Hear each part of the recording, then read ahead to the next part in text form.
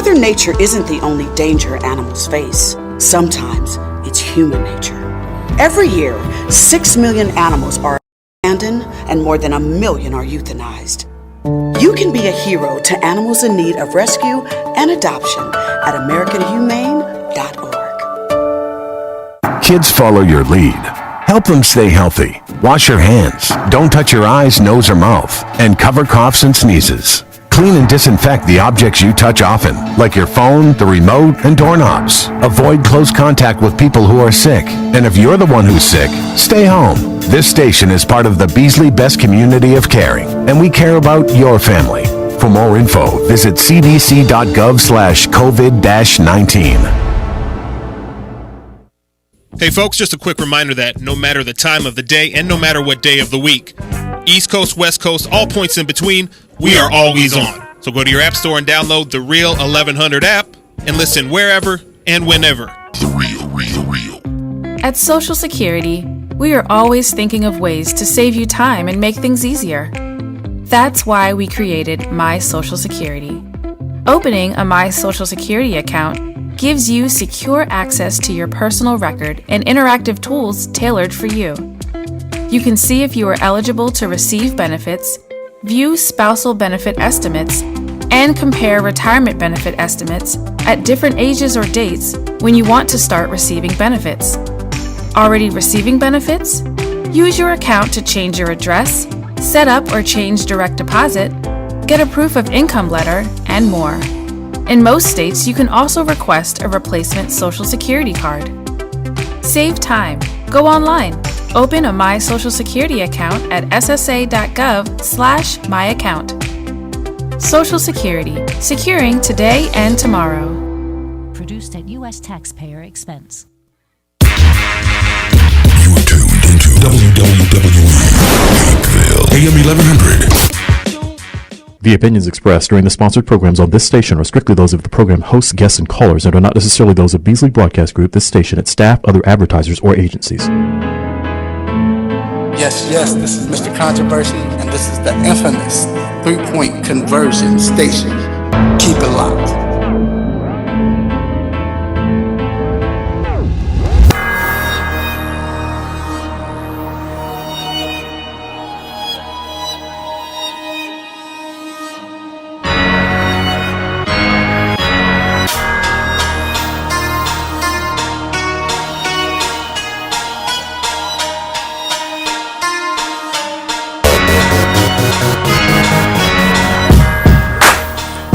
Yes, we are back inside the 3-point conversion sports lounge.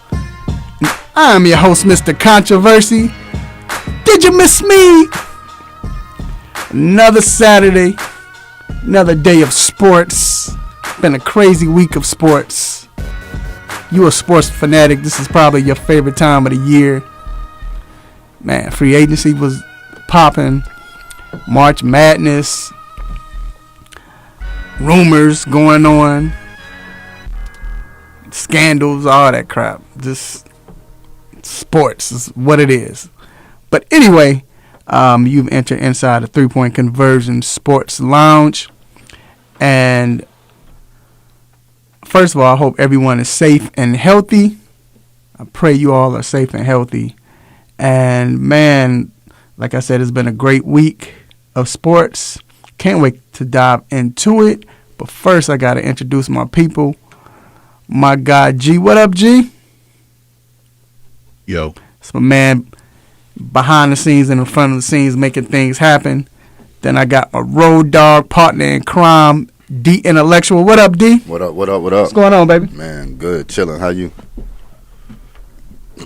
Good. I'm good. My bad. My mic was mad loud. But I'm good, man.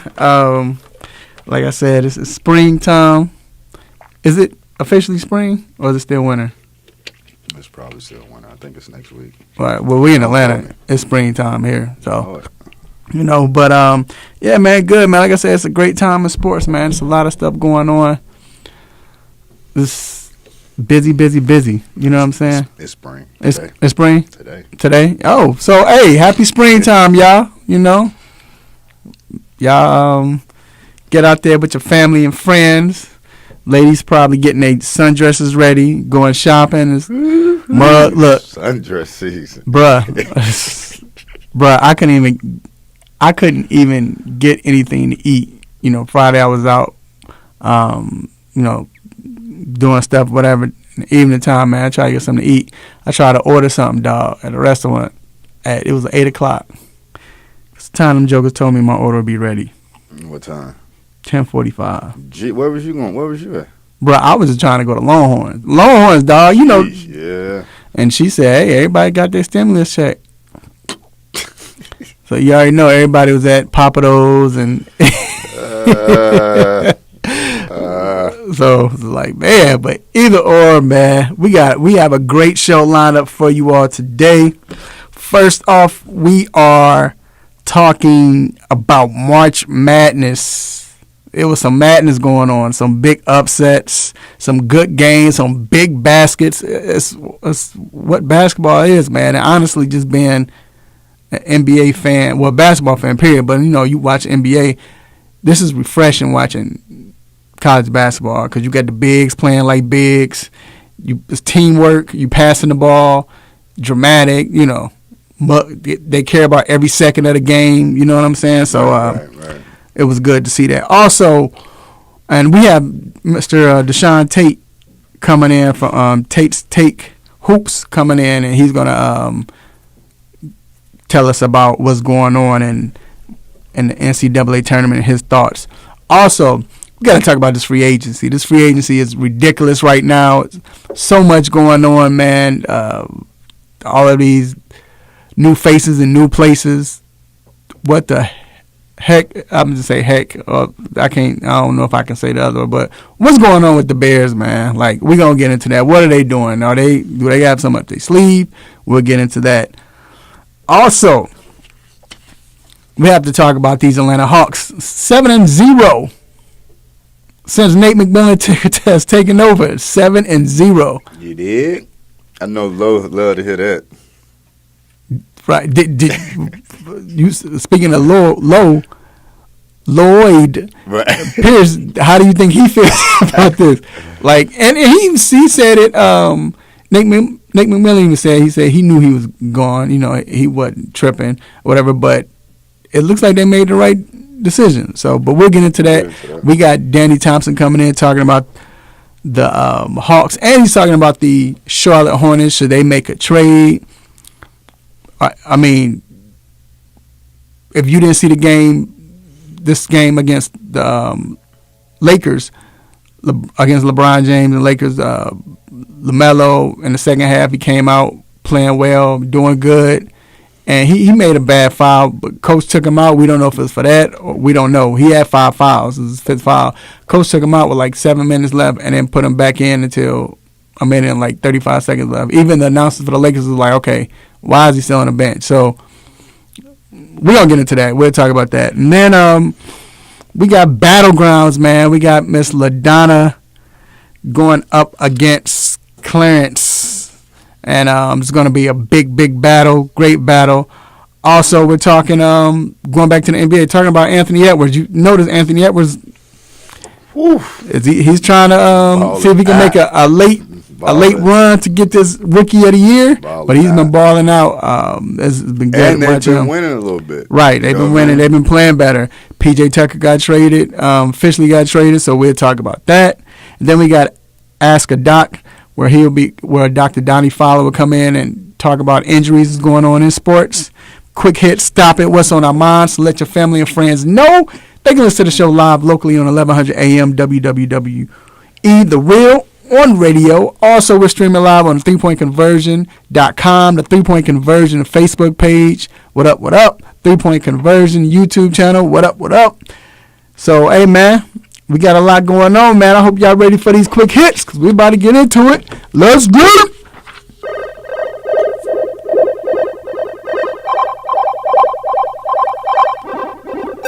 And always shout out to Sharon Beats for the sick beats. So, first off, Houston lawyer Tony Busby, what I almost want to do like that. I'm going to stop. All right. Dude. Lawyer, huh? Dude. Dude, remember how on the news when that white man was like, "You're Mr. Martin Luther King." I almost kind of want to mess his name up like that. But anyway, Houston, I ain't gonna say that because we don't know. But Houston lawyer Tony Busby said during a news conference that he will be filing an additional 5 lawsuits against Houston Texans quarterback Deshaun Watson in due course, bringing the number of total cases to 12 alleging inappropriate conduct and sexual assault. Busby also said he has spoken to more than 10 additional women who have come forward with reports similar conduct from Watson after encounters. The Houston Police Department, however, said in a statement posted to Twitter that at this time, HPD is unaware of any contact between HPD and Houston's attorney Tony Busby regarding the allegations contained in his recently filed lawsuit, and no incident reports regarding these allegations have been filed in our jurisdiction. I'ma just say this. If Deshaun Watson did this dude should get all of what he deserves. Like, he should get it, right? All of what he deserves. But in saying that, just, I don't know, bro. I'm going to just leave it like, I just smell something fishy. It just, with everything coming out at this time, like it is, it jumped from one woman, now it's... I mean, and even when what the text messages say, I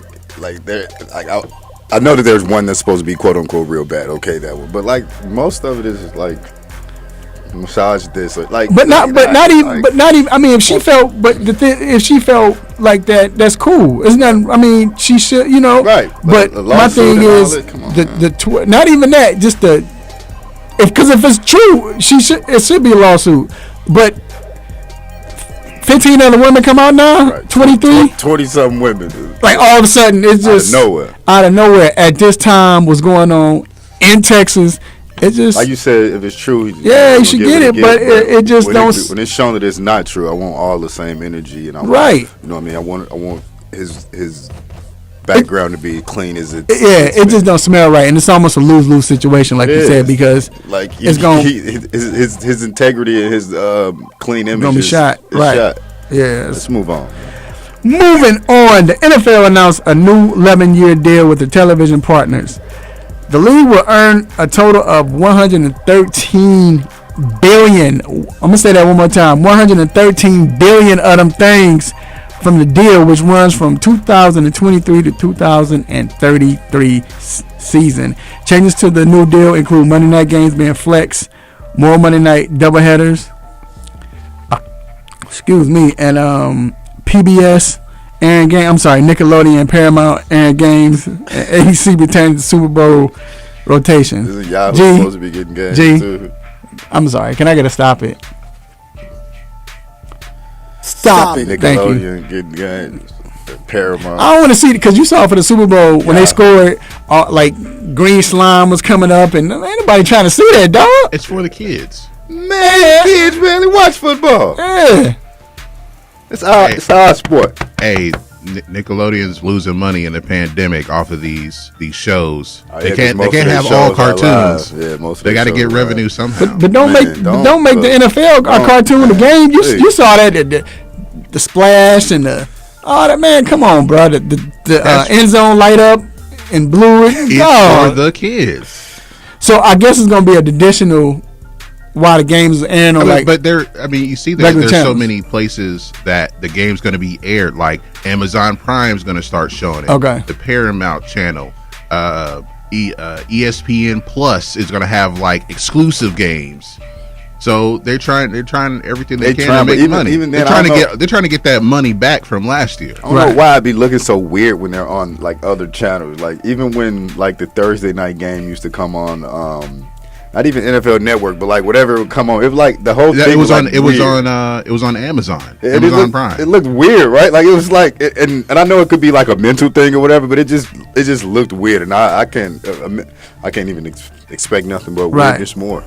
Moving on, Vanessa Bryant, widow of Kobe Bryant, posted the names of 4 Los Angeles County Sheriff's deputies. She allegedly shared photos from the site of the helicopter crash that killed her husband, of course, Kobe Bryant, then Gianna, and 7 others. Ms. Bryant has filed a lawsuit alleging that photos were shared and gratuitous photos were passed around. She's seeking damages and negligence and invasion of privacy. None of the deputies named were directly involved in the investigation of the crash. Rightfully so. Yeah, and I think, once the lawsuit goes through, I'm sure she's going to be very well taken care of. The whole country was devastated by this. Yeah. It's not just in public, the person's going to lose in the court of public opinion, but even that judge is probably going to be like, dude, how could you even do this? You know what I mean? Like, right. Yeah, it's going to be a problem. Horrible. Yeah, man. Moving on. Following their Thursday night win over the OKC Thunder, 36 members associated with the Atlanta Hawks, including 14 players, took their first dose of the coronavirus vaccine after meeting the state requirements. 3 players did not receive the vaccine as they are not yet eligible. Georgia standards include anyone with a body mass over 25 is eligible. The Hawks and New Orleans Pelicans are the only teams to confirm that players and staff have received their first vaccine doses. So this is the other night. So if they start losing,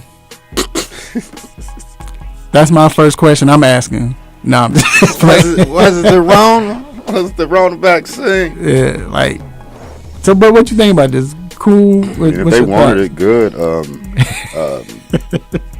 Yeah. I guess that's pretty much it. I mean, I know that the NBA said that they weren't going to make it where, they were in front of anybody, and I guess at this time people have been able to get it, pretty easily, right? So, I mean, as long as they haven't jumped in front of people that need it or right anything like that. I mean, if you want it, go get for it. Yep, I'm good on it still, personally. And last but not least, former heavyweight champion Mike Tyson announces his next fight will take place in May, likely Memorial Day weekend at Hard Rock Stadium in Miami. Tyson did not mention an opponent while speaking on his Hot Boxing podcast, but he has been in talks to fight Evander Holyfield. I didn't know he had a podcast. What? You got to check that out. That podcast. Yeah. Like he be having everybody on there. And Mike Tyson do a whole lot of cursing and talking about old stories that like Mike Tyson been through some things. Just I guess because like his voice and everything, just trying to. Nah, it's on. Tell him shit. Like it's good. It is. It's good, right? The only thing like visually that's kind of like makes you worry is that he's sweating so hard. Yeah, but he tell you about all these businesses tons of stories, drugged. Like his stories are crazy. I gotta check it out. All right, man. That wraps up Quick Hits. We're gonna take a quick break, and we will be back to talk about this March Madness. Keep it locked, y'all.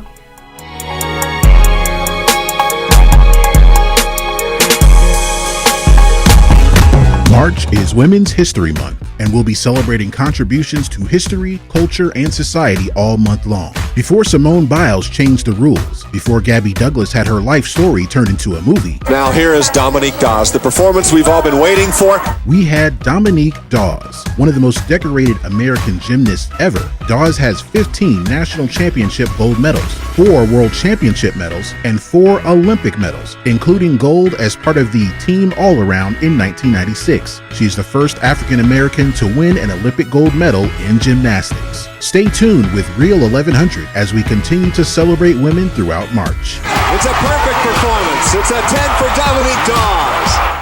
Join me for a minute. I want you to hear something. Sports Talk it is. Welcome!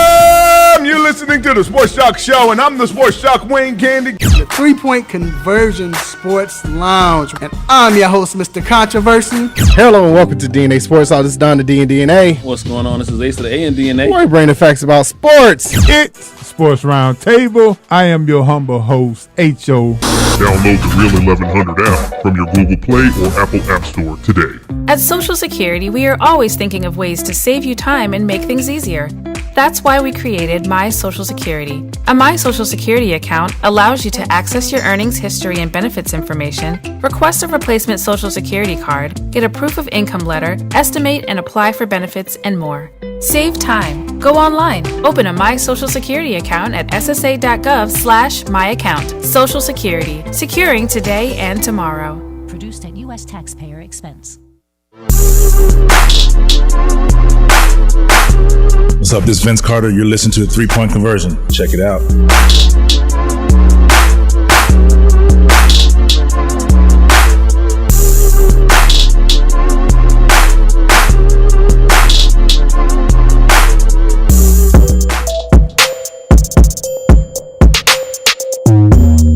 right, we are back inside the 3-Point Conversion Sports Lounge. And we have a special, I mean, we don't want to call him a guest, but we call him a guest because, you know, to be nice on the radio, but he's no guest. We have my guy, Mr. Deshaun Tate from Take Hoops. He switch it up every time he's messing with you, Deshaun. Now, what up, Deshaun? What's going on, bro?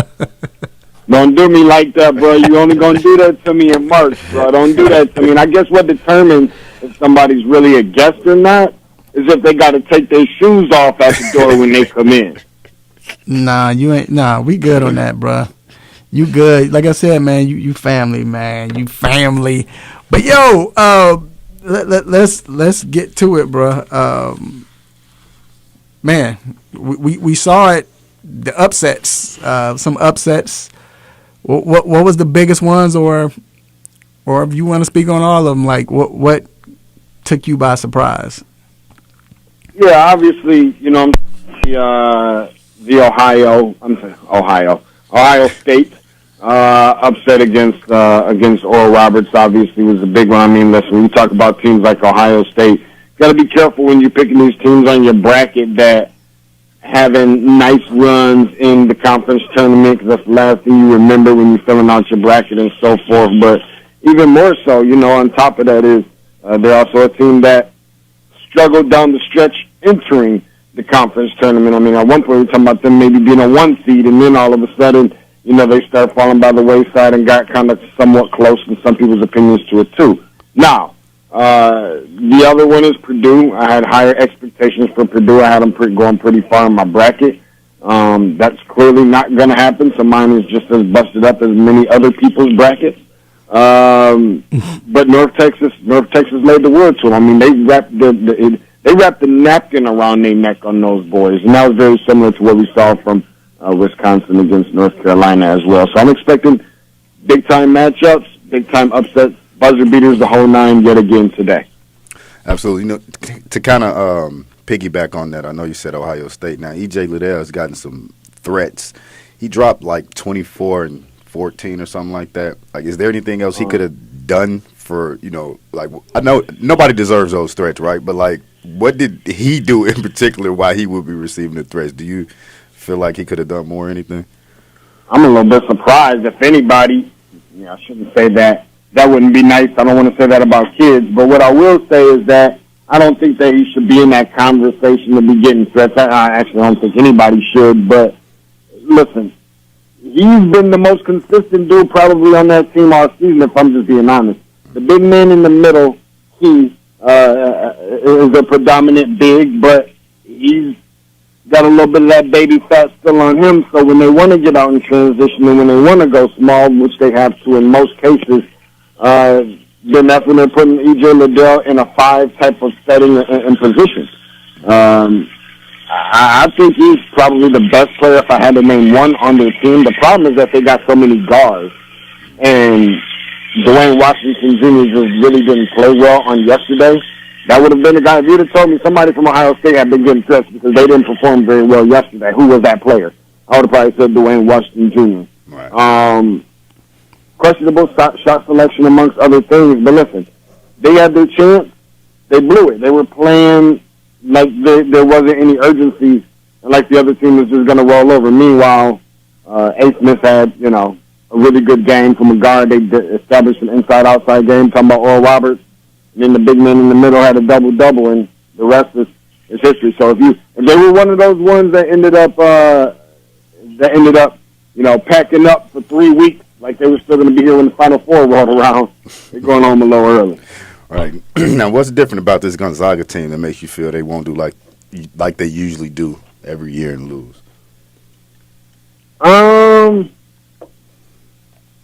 That's a good question. I mean, I'm not even really sure that I think it's the other teams that are not as consistent, as good as they are, to be honest. I think it's the other teams. I don't even think it's necessarily just Gonzaga. So when people say, like, oh, well, you know, is this the best Gonzaga team that he's ever had? I don't know. I think this is the best situation that they've ever been in. But another reason why I think they're going to get to the Final Four. I mean, look at the other top, 3 seeds that are in their region. Number 2, Iowa. Number 3, Kansas. Number 4, Virginia. All 3 of those teams they played earlier this year and beat them like a Bob Ross paintbrush. You know what I'm saying? Like, it got really out of hand. You combine the total of victory in terms of the points against Gonzaga earlier this year, and Gonzaga has beat all 3 of them by a combined total of 50 points, 46 points. So I think that there's still some, as much as positive things that we like to talk about with Gonzaga, I think that there are some, I'm not going to say weaknesses or negatives, but I believe that there are some concerns. And the turnover, from a turnover standpoint, is one of them. And then outside of that, they don't really go very deep down the bench with a ton of talent. So in the event they get into foul trouble, they could be in, trouble. And once again, we're here with Mr. Deshaun Tate talking March Madness. You can follow him at Tate's Take Hoops on all social media platforms. Now, any surprising teams moving forward that you feel like can make some noise during the tournament? You said just any team? Yeah, any team right now. Like everybody's still playing, of course. Who do you think can that'll surprise some folks? All right, well, I'm gonna help you out. I'm gonna give you free space on the bingo card for today. All right. I'm not saying that this team is as good as Davidson. Again, I'm not saying that this player is as good as Stephen Curry. There's a kid you got to watch out for from the University of Ohio, the Bobcats. His name is Jason Preston. Now, he light-skinned, so I got to show him some love. This kid is the real deal, man. Actually, matter of fact, that's a 4 versus 13 matchup. The last time a 13 seed made it to the Sweet 16, it was Ohio Bobcats a few years ago. Now, the Virginia Cavaliers, who they're playing, technically being the defending national champions, right? Mm-hmm. Because of COVID protocol and so forth, they didn't even get to Indianapolis until yesterday. They're not even going to have a chance to practice. Maybe like a shoot-around, light practice. But they're already, they have that kind of system, as you know. They play slow, very methodical, very physical, but they struggle to score. And in the event that Ohio is up by double digits at any point in this game, I can't really imagine Virginia being in position to really come back. Another one, everybody's going to talk about, Alabama this and Alabama that. Alabama's never, think about it, has Alabama ever done anything to give you a reason to believe in them as a basketball program ever? I mean, yeah, I get it, Robert Horry and Antonio McDyess and probably Latrell Sprewell, probably some of those guys, whatever, what have you. But even then, those are probably like slightly above average teams then. You have to be careful when you're picking these teams in your bracket like Alabama, because the way that our brains are wired as humans, we remember what we saw last. Oh, Alabama won the regular season outright in the SEC. Oh, they won the conference tournament outright in the SEC. They for real. Well, what you don't know is that this is not Iona's first rodeo. This is the 15th or 16th NCAA tournament appearance by Iona. By the way, Rick Pitino is their head coach. And he's the only guy, obviously he's won national championships with multiple other programs and one of only 3 coaches to take 5 different programs to an NCAA tournament. So I think that one is one that could definitely be scary. Those are just 2 teams that I think could be on upset alert. And we know March Madness. Y'all don't hear me frying up this sausage and stuff in the back, dude. Nah, bro. Oh, okay. I just want to make sure, bro. Because I'm trying.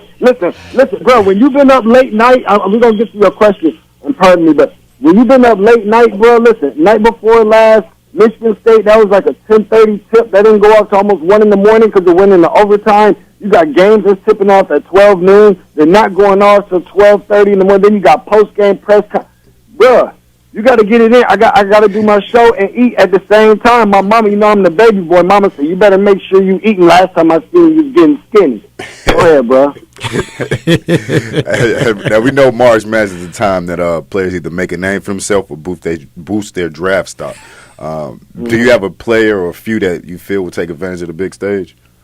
Yeah, I gave you one, Jason Preston from University of Ohio. I mean, he's the front runner on that list for me anyways.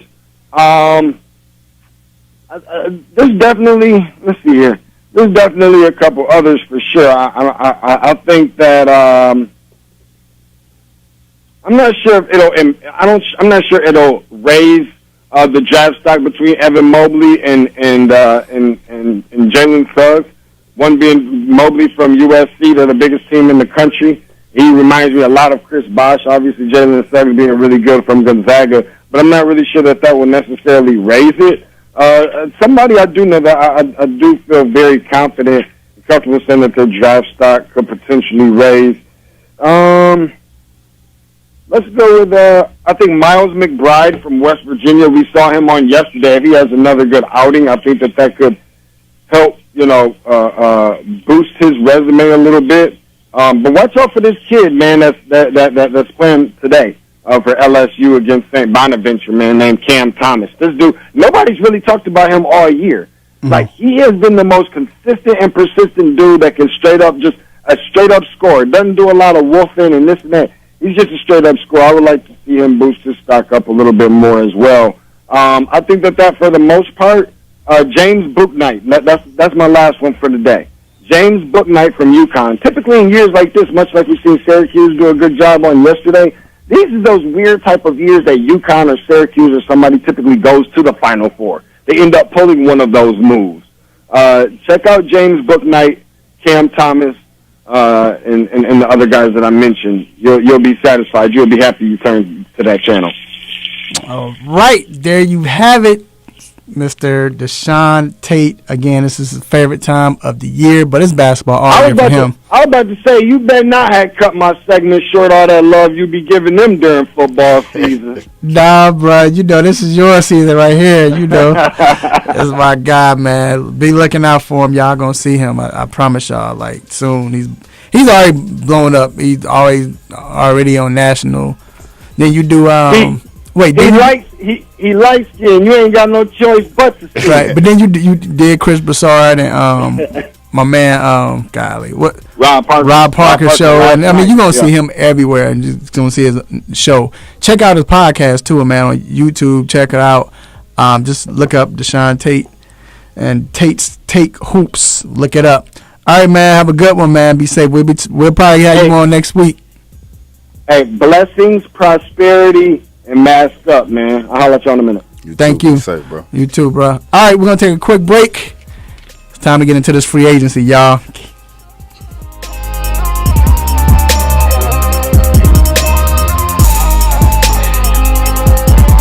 Kids follow your lead. Help them stay healthy. Wash your hands. Don't touch your eyes, nose, or mouth. And cover coughs and sneezes. Clean and disinfect the objects you touch often, like your phone, the remote, and doorknobs. Avoid close contact with people who are sick. And if you're the one who's sick, stay home. This station is part of the Beasley Best Community of Caring, and we care about your family. For more info, visit cdc.gov/COVID-19.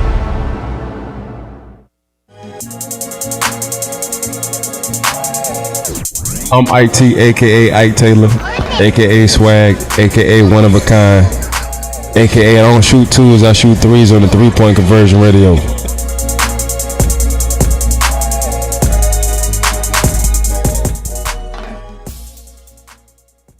Get ready. From the oven to your ears, it's now time for the Hot Topic. Yes, we are back inside the 3-point conversion sports lounge.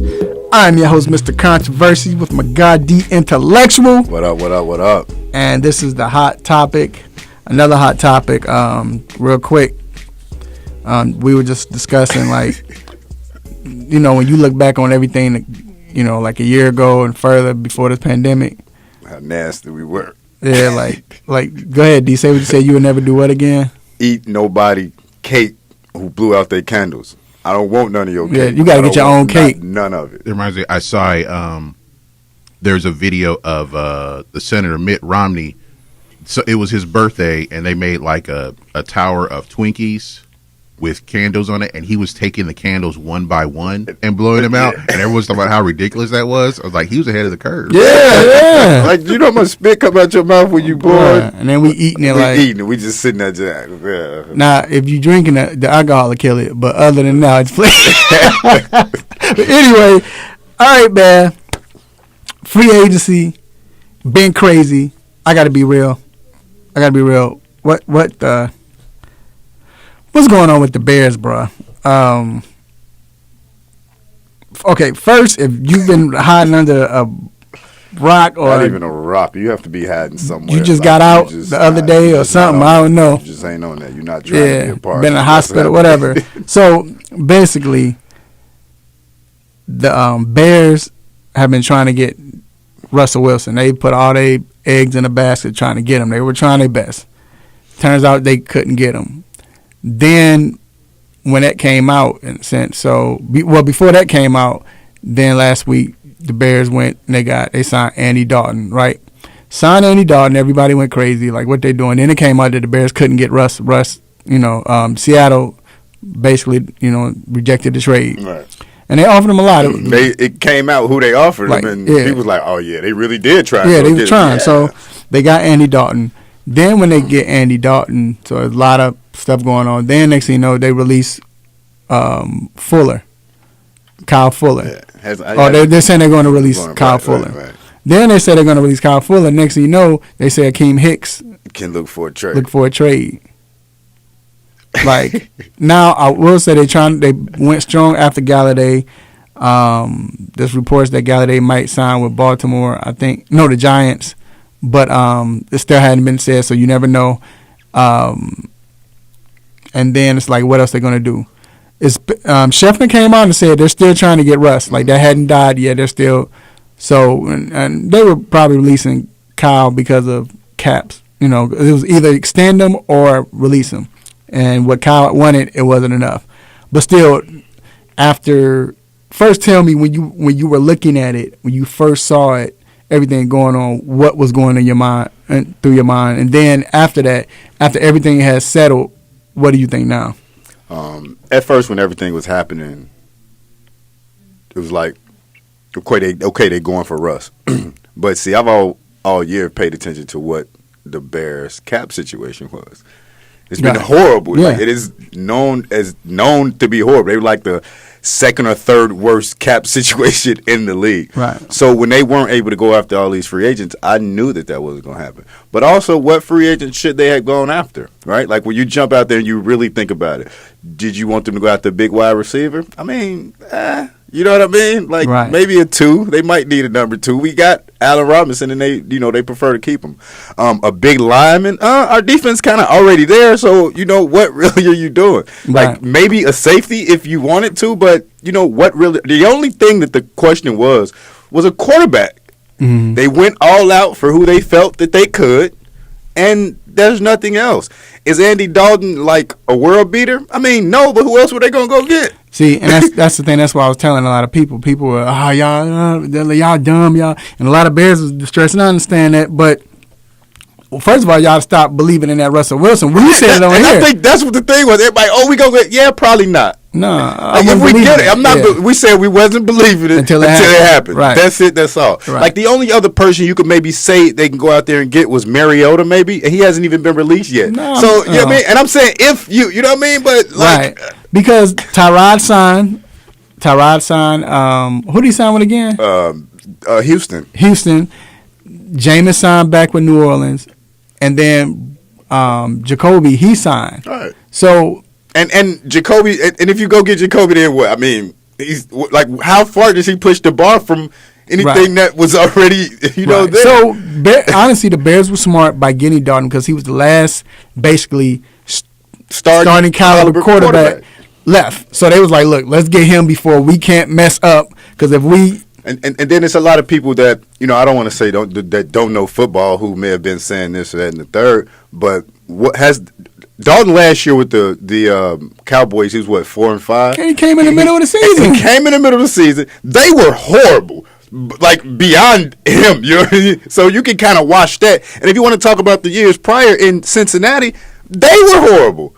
You know what I mean? And they still got to the playoffs. Exactly. You know what I mean? And he still played. Like it wasn't like he made 2 Pro Bowls. It's not like he horrible. Like, he looked horrible last year because he doesn't have he didn't have a training camp. with him. And nobody had a training camp. He learning the offense, learning the players. Yeah, like, so, come on, chill. Like, but they say it's still he trying to get Russ. We'll see. Whatever. I ain't believing in all that. But they're trying to get Galladay. And if not, I'm sure they're gonna try to do something in the draft. Like these guys know that their job is on the line. So trust and believe they're doing everything that they can to go ahead and try to make this team better, or make sure that they can get to the playoffs and beyond just the playoffs. You know what I mean? When you look at our division, when you look at the division the Bears are in, it's only Green Bay. You know what I mean? It's not as if Detroit made these moves or anybody else made these moves. A lot of moves weren't really made in the NFC that changes much of what the NFC's situation was last year as far as the playoffs. Mm-hmm. So, yeah. Also, another team that's been big, New England Patriots. Mm-hmm. They made a lot of moves. I like the Aguilar. I like that. I like the two tight ends. That was big. Huge. Picking up Henry and John Doe. Is that his name? No, John. You mean? Yeah, John Smith. Yeah. I love those pickups. What was the other wide receiver they picked up? G. It was Nelson Aguilar and Kendrick Bourne. I like young speed. Kendrick Bourne. They bring back Cam. I mean, let's face it. Last year, who was Cam throwing to? Himself. Some dudes. some dudes. Besides him fumbling, but yeah, and he said he didn't play as well and he was catching up, but now it's gonna be more of, hopefully it should be a training camp where they really playing. Getting used to these guys. And not just that, most people that caught the Rona after they came back worked the same. Yeah. And I'm not talking about just in football. Russell Westbrook is just now starting to play better and become back to what he was doing based on that. So it's a lot going on, man. But how do I feel about their moves? So I mean, I'm kind of I'm not want to say over the place, but here's one of the things that I feel about it is the teams that spend the most money in free agency, it doesn't usually pan out. Now, I know in this instance it is New England, which, it's Bill Belichick, but teams that spend the most in free agency, which is usually the Jets and the Jaguars over the last few years. And look what they've done. You know what I mean? When Philly went out and made that, remember that they did all that that super team, they didn't make the playoffs. Right. You know what I mean? So I'm not saying that it's not going to work, but you talking about with New England? Yeah. But I don't think they're making a super team. I think New England is... I'm talking about spending a lot of money through free agency. I'm not saying it necessarily a super team. The reason why I think... They needed it, though. It's different because they don't have... And plus, I know you've mentioned it a number of times, they're getting defensive players back that didn't play last year because of being able to opt out. Yeah. So just that alone, I definitely think they're going to be a better team. And having an off season, man, I think, and not just them, like nobody had an off season, And again, you set it up perfectly because you got your two tight ends that and New England say, okay, let's get back to what we've been doing. Let's get back to what has been successful. Yes, we don't have Brady, but still, let's get these two tight ends. It's going to work. Safeties, linebackers, you have to guard these tight ends because these tight ends can run and catch. It's almost like, I mean, they're not as good, so I'm not comparing them, but I'm saying, you remember how it was when, rest in peace, but Hernandez, and then you had Gronk. Ooh, tore it down. It was crazy. So now you have these two tight ends who can run and catch, but not only that, now you have speed outside with Nelson and Kevin and Bourne. But then you gotta remember they still have Edelman. Mm-hmm. So you got Cam, and Cam's coming back healthy. Cam's gonna be there the whole season. Bruh, their offense looks good. Now the defense is basically intact. They're coming back. This is a team that looks good. Mm-hmm.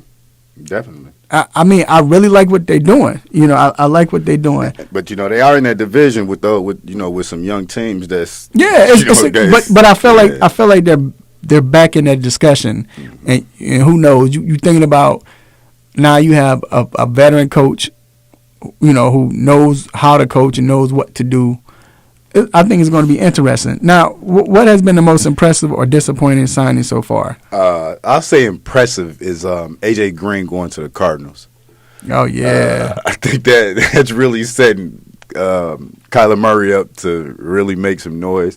Shout out to Cortland. He kind of brought that up, that the Cardinals are looking good, and they are. If he can even be, I don't want to say a fraction of himself. You know what I mean? Who's his quarterback last year? You know what I'm saying? Like, it was one of them things. But if he can be healthy, well, I ain't gonna. True, he had a rookie quarterback, but he was balling though. What was his name? The rookie LSU quarterback? Joe Burrow was hurt. Yeah. But Joe Burrow, but when he was playing. That's what I'm saying. That's what I'm saying. Like, after he tore his knee up. But even when Joe Burrow was playing, he wasn't playing well. They didn't have a connection. Like, they didn't. But who's to say they will have a connection? But to your point, this is what I would say. The fact that it's new scenery. Right. It's something fresh now. Sometimes you need something new. They talking about that grass is green on the other side. It is sometimes. I'm just looking. It look like New England just signed a whole team. Right. Here's something I couldn't understand. Juju Smith turned down Baltimore and the Kansas City Chiefs to go back to Pittsburgh on a 1-year deal for what, like $8 million, something like that. I don't know. I can't understand that, because you go into this team now, Super Bowl bound, and all we need you to do is play the slot. Play what you do. You don't have to be we got species. You would have been perfect for that offense. You could have had 80 catches and 1,000 yards and coming in the slot, like, easily. It's interesting that. Okay, maybe he didn't go to the Chiefs because maybe his role would have been diminished, but he would have made more money. Not going to the Ravens is interesting. He could have been number one. He would have been their number one receiver, or he would have been opposite Hollywood Brown. But you're talking about the Ravens? Yeah. So, did he not believe in the offense? Is he that loyal to Pittsburgh? There's some questions there, or maybe he felt like he was going to be worth even more money, because if you've seen with these free agent signings, there are a lot of 1-year deals. Mm-hmm. So because the salary cap went down, it's expected to go back up, and especially with this new TV deal, it's going to go way up in 2 years. So maybe he's looking to get an even bigger contract than he would have gotten this time. And then you see a lot of running backs that were starters or that are all going to play for the Texans. Yeah, everybody going to play for the Texans. Everybody. But they're pairing up to play with. Because didn't they signed Mark Ingram? They signed Phillip Lindsay. Yeah, like. I know my boy Johnson. Like, all right, what's going on? Yeah, David Johnson is still there. They restructured his contract. I feel like they brought Duke Johnson back, even though they cut him or something like that. They got 3 wideouts. Yeah. Yeah, and then also, man, I like the Fuller going to Miami. Yeah, that shit. I like that. I still hate that he didn't. Well, I'm glad he left Houston now with all the stuff going on there. But I like that for Miami, because to me. Miami had like these big wide receivers, which is cool. But if y'all not, we saw this in Chicago. If you're not beasting like Brandon Marshall, and Alshon was nice too, but you need somebody with some speed. So to bring Fuller to mix that in, I think they have a nice. T.Y. still hasn't signed, has he? Hilton? No, he's still out there. Nah, he hasn't. So, but like I said, man, it's still a lot of good players that are out. One signing that I think may backfire like terribly. Patrick Peterson to the Vikings. I think that could be a terrible situation. It's a 1-year deal, but it's 1 year. It's $10 million for a guy going into a corner going into year 12. So that could be bad. It could be, but he played well last year. He's still good, very good. Yeah, he's still very good. So, and playing with a defensive-minded coach, I mean, in Minnesota, I like that. I like that. Well, I don't like it because they're in our division, but it was a good. I mean, I would rather sign him, man. Like the Bears signed Trufant. Come on, dog. I was like, look, it better sign his daddy. That better been there because Desmond been garbage the last 4 or 5 years, man. So, but let me digress. All right. Isaiah Wilson is supposedly going to get cut today too. For who? He was traded from Tennessee to Miami. Yeah. He was late for his physical, onboarding process, and skipped optional workouts. So he don't want to be there anyway. Apparently. That's how you get out your deal, ladies and gentlemen. Quickly, I don't want to go to Miami. But why not? You want to go? Why wouldn't you want to go to Miami? It might be something else. I don't know. Wow. All right, we're going to take a quick break, and it's time to get into some basketball. Keep it locked, ladies and gentlemen. Attention, radio station listener. This might make you say, oh my god. Get this station and 1,500 live stations, plus a custom station you can create all in one. Right now. Download the free app now at iHeartRadio.com. Oh my god. What's going on, guys? It's John Collins from the Atlanta Hawks. You're listening to the 3-Point Conversion Radio.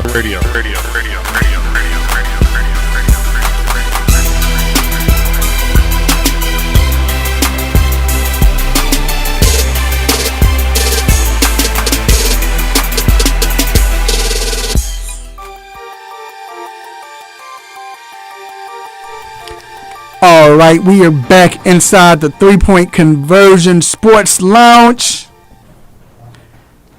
And we have the 3-Point Conversion senior writer and reporter who covers the Charlotte Hornets, Mr. Danny Thompson. What's going on, Danny? What's going on, fellas? Another wonderful Saturday. I'm glad to be on the show today. Yes, sir. Man, the Hawks 7-0, right? 7-0 with Nate McMillan as their coach.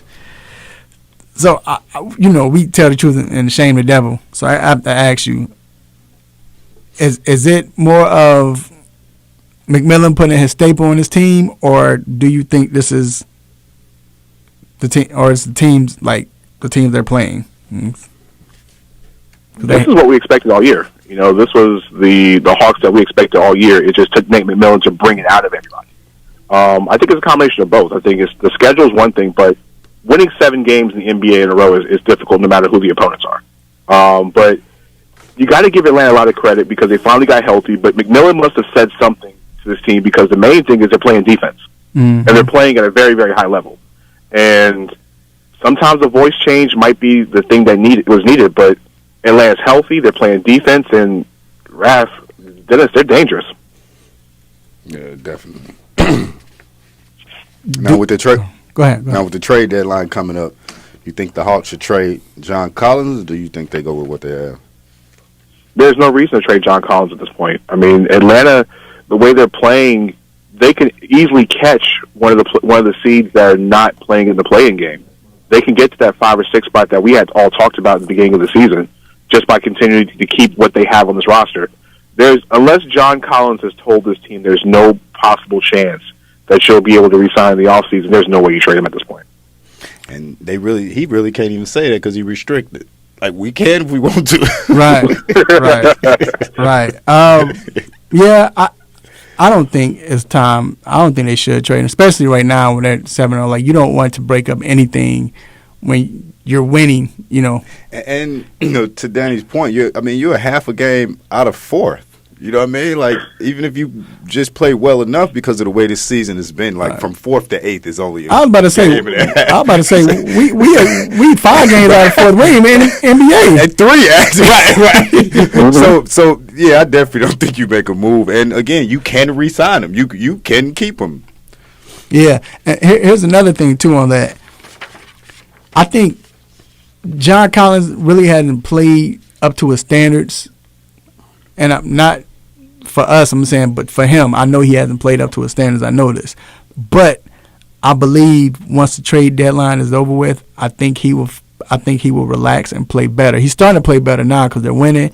I think he will play better, and then you'll get to see what we saw last year with the Hawks. And then we can see the team that we've been expecting. Like they've won 7 in a row. We're still not seeing. They haven't been able to, practice or do certain things together. So now, talking about trades, Hornets. We saw what happened in L.A. We saw Coach JB get upset, and I mean, after the post game, he was ready to fight. He was. Yeah, and he talked about how he had, he didn't play Zeller, or now it comes up Zeller has a shoulder injury, but Zeller or Biz, I don't think did he play him in the second half at all? He played 2 minutes and 50 seconds. Okay, so there you go. So, do you think they make this trade now? And if so, who are they pushing for? Who do you think fits? Mitch Kupchak's history is with this roster, I don't think you make a move at this point. Now with Cody Zeller with his shoulder injury, the problem with Charlotte is that the real issue is Devontae Graham's a restricted free agent, kind of like John Collins is in Atlanta, and Charlotte can either sign him to a long-term deal or let him play for $4.4 million next year. It's one of the two. And the best part about it is, if you decide to let him play for $4.4 million, it's very hard to find players that's going to give you the type of production Devontae gives you with that price tag nowadays. They also have Malik Monk, who's also a free agent in the summer. So if you're going to move one of those two guys, you're going to have to get a big. But the problem is the bigs that you could have went after, like Miles Turner, Indiana's not going to move Miles Turner at this point. They're a top 4 or 5 team in the Eastern Conference.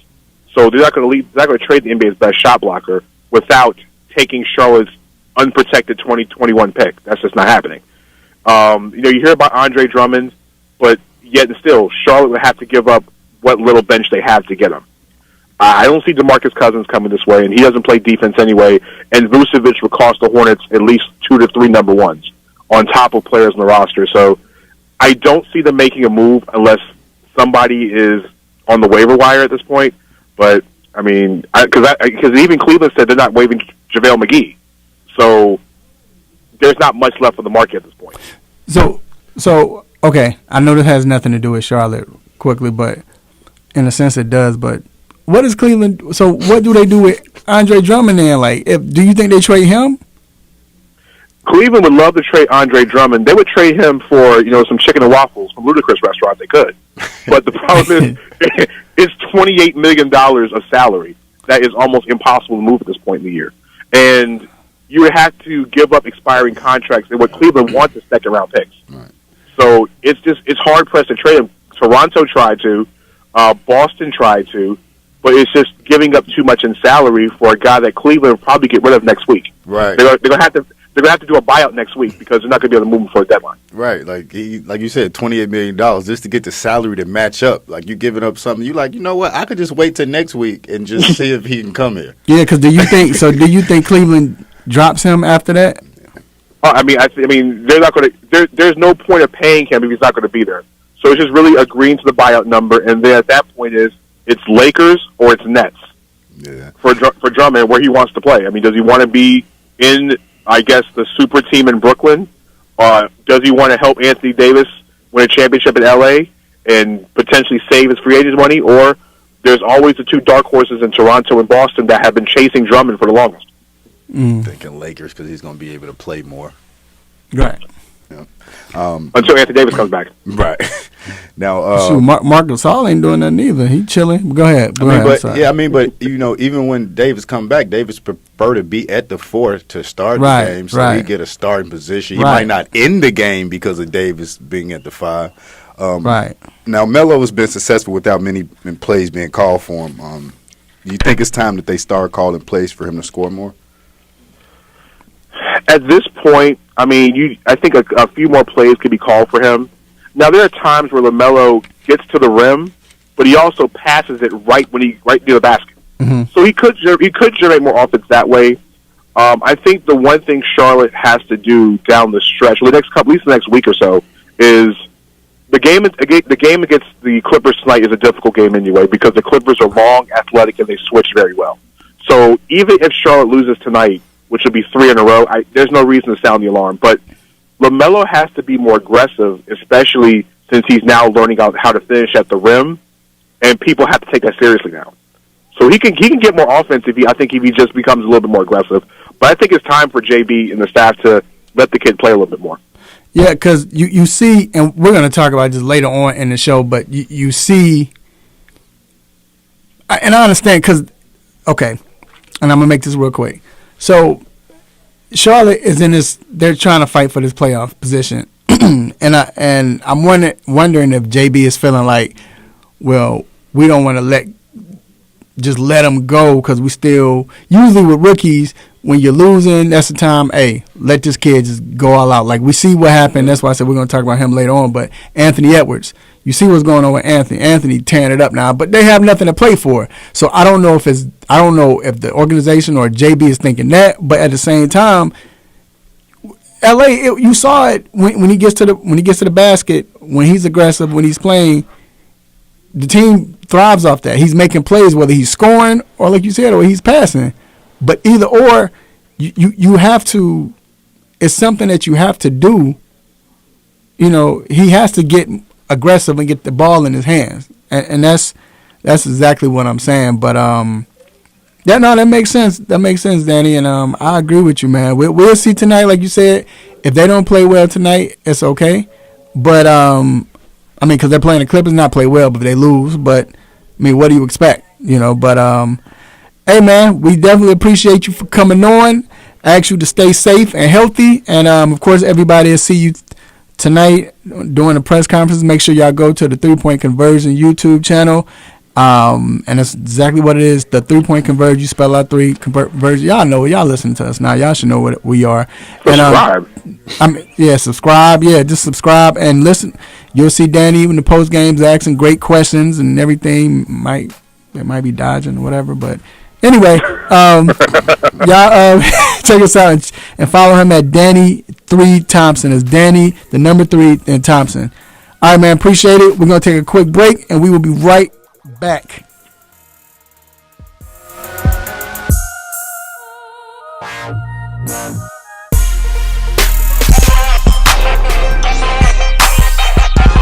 Hey, what's good? It's your boy Nate Burrows from the NFL Network and CBS. One of the illest to do it. Hey, you listening to the 3-Point Conversion Radio. Don't you go anywhere. It's lit. It's lit. It's lit. It's lit.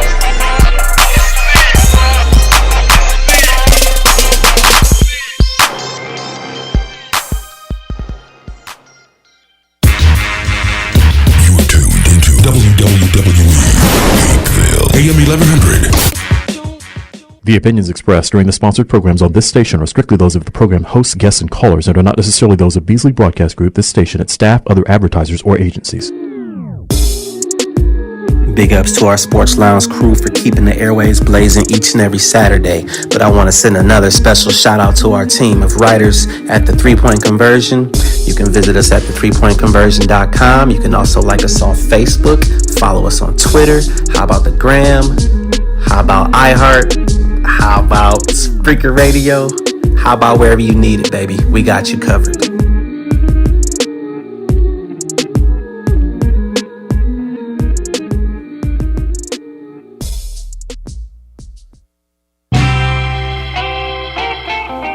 No mercy. Don't let up on him. Go hard on him, Mr. Controversy.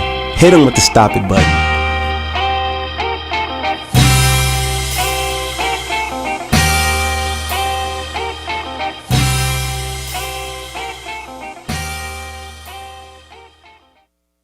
All right, we're back inside the 3-Point Conversion Sports Lounge. I'd like to thank everyone who is listening right now, and we definitely appreciate you for listening and watching. We definitely appreciate you for your support, and we ask you not only to support the 3-Point Conversion Sports Lounge, but also support the 3-Point Conversion sports media sports company itself. And also, I would like to give a special shout out to just a real cool, laid back person, man. This guy, real cool, does his job, and we appreciate it. Guys, one of the good, you got some bad police officers and everything, but one of the good ones, you know what I'm saying, that does it right. My guy, Matt. What up, Matt? Yeah, bro, I see you. Matt, like, what? Hold on. What up, bro? Appreciate you for listening, man. I know he's getting his hair cut right now, getting fresh. We definitely appreciate you, man. Thank you for doing your job, bro, doing it the right way. You know what I'm saying? And we appreciate you, bro. This guy is, hey, man, just know if me, the intellectual, but G, if you stop us for anything, bro, just remember to shout out and give us that warning. All right, man. So now it is time for the most infamous, the most famous Stop It segment. Let's get it. Stop it. Hey. Stop it. Stop it. Stop it. Stop it. Stop it. Stop it. Stop it. Yes. S-T-O-P, new word, I-T. Stop it. Stop it. Get some help.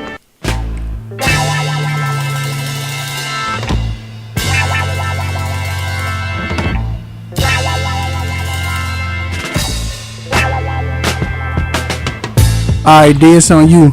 Let's go. So my stop it goes to the NCAA. The reason it goes to the NCAA today is because of them treating women like they're second-class citizens. Whether it starts with the quote-unquote weight room that the girls had, which was literally like a little weight bar that had like 10-pound weights, 20-pound weights, 15-pound weights. And then the men having like a full workout facility.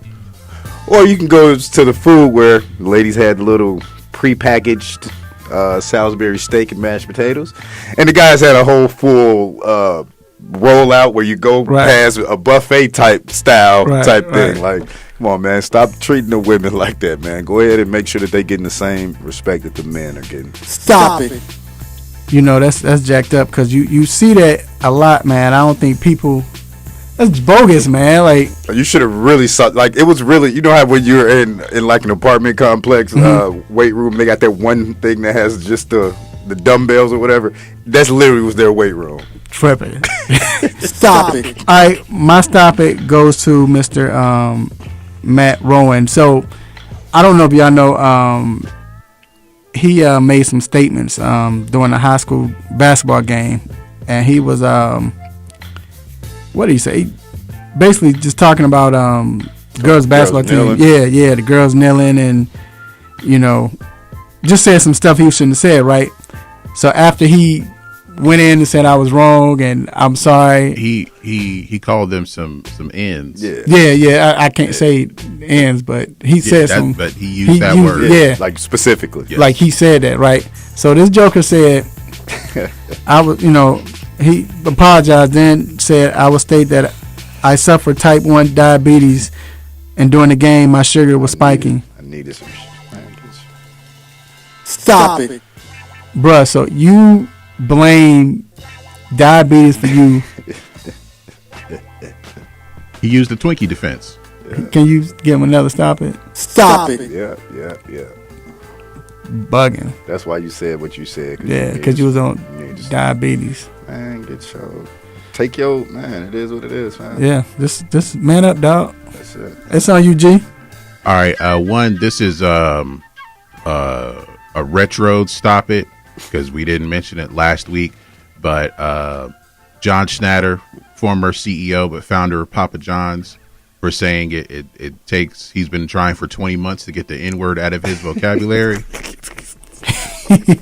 So apparently almost 2 years is not enough time to stop using that word, so he gets to stop it. Stop it. How long does it actually take for you to?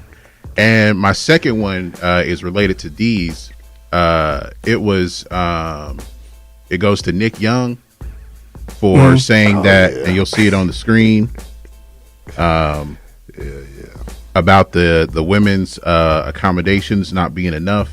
And he said on Instagram Man, y'all not bringing in the big bucks. Y'all the JV team. Like factual. Like he really said that. He claims he was hacked. Look, man, Twitter's been around since, I know I started using it in 2009. And people have used the hack defense. Man, anytime they say something stupid. It doesn't work. Nobody believes you. So, for using the hack defense, one he gets one for saying what he said. And then for using the hack defense, like, who's going to hack who's hacking Nick Young's account? Right. Stop it. And if that's how you feel, stand by it. Just stand by it. All right, we're going to take a quick break, and we'll be back with the Battlegrounds. Keep it locked.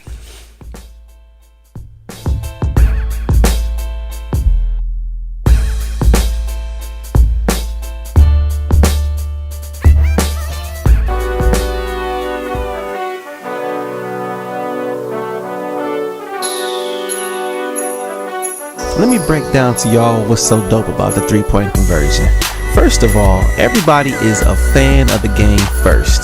Second of all, everybody is a student of the game second. And third of all, we're the average sports fan just like everybody else. We're not coming in here, walking with our nose tipped high, acting snooty, acting brand new. This is a grassroots organization. Bar none. The three-point conversion, where fans' opinions matter.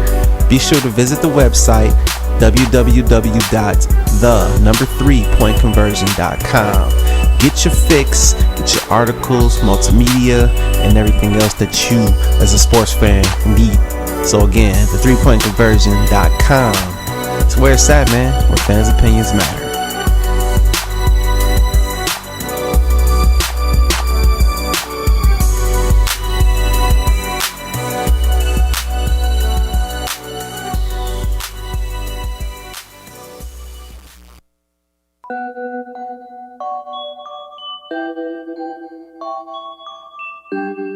Happy Saturday, sports fans. It's your boy Sherm, aka the Lord of the Beats, and you are currently inside the 3-Point Conversion Sports Lounge with my man's Mr. Controversy, D Intellectual, and of course my dog G behind the boards. Cheers to the freaking weekend.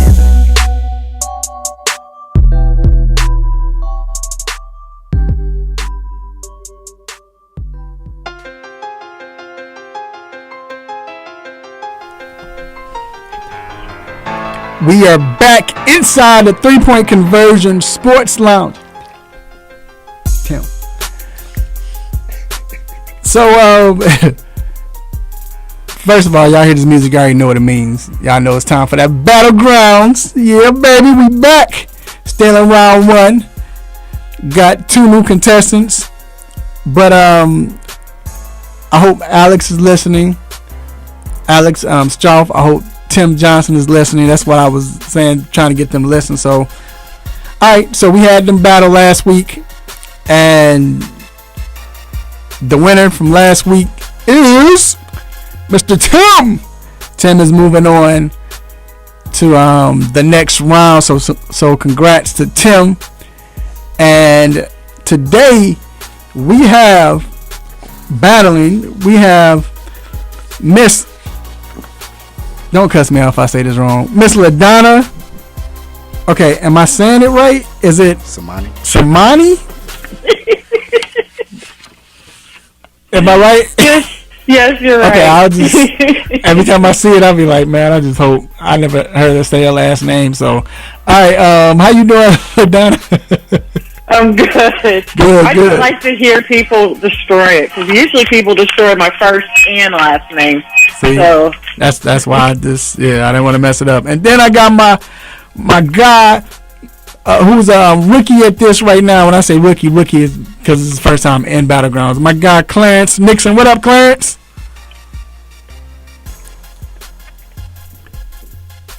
Hello, Clarence. Yeah, yo, what's going on? Okay, there you go. All right, bro. I hope y'all is well. All right, y'all. So, again, I'm going to go ahead and give the instructions just in case it's your first time listening. So, in Battlegrounds, there are 3 rounds. And how it works is I'm going to ask a question I'm going to ask a question per round. So let's say the first contestant who goes first, I'm going to ask a question twice.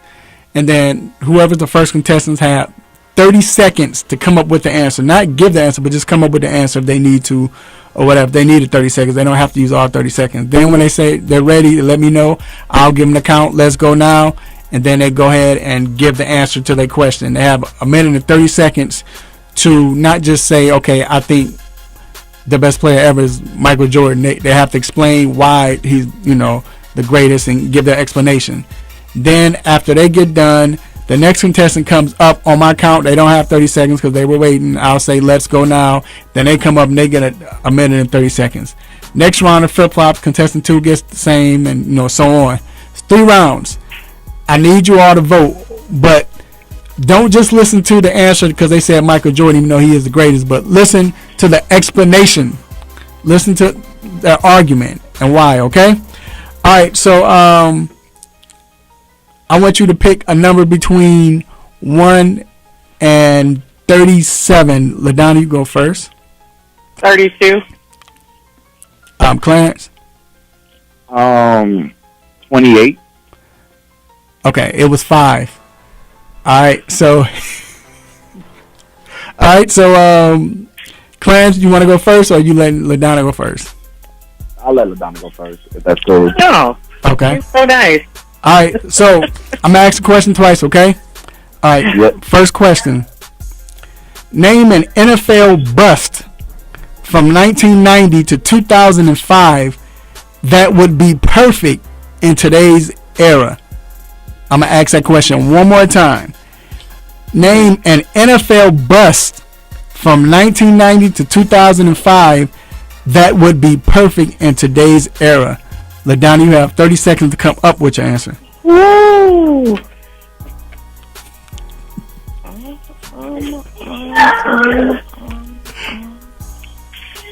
That's a great question because there's so many. Yeah.